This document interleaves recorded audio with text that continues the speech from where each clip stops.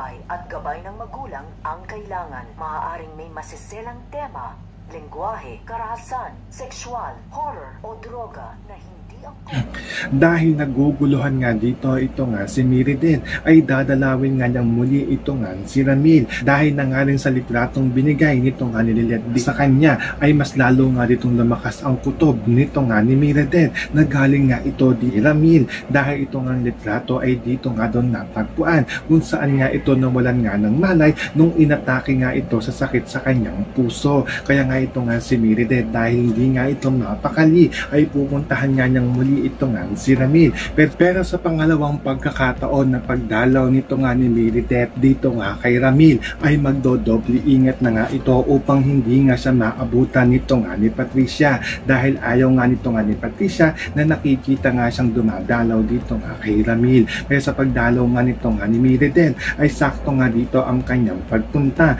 dahil wala nga dito ito nga si Patricia. Kaya habang tinitignan nga nito nga ni Meridet ito nga si Ramil ay dito nga niya mapapansin na didilat nga dito ito nga si Ramil. Kaya nga ito nga si Meridet ay tumawag nga ito ng doktor o ng nurse upang tignan nga dito ito nga si Ramil.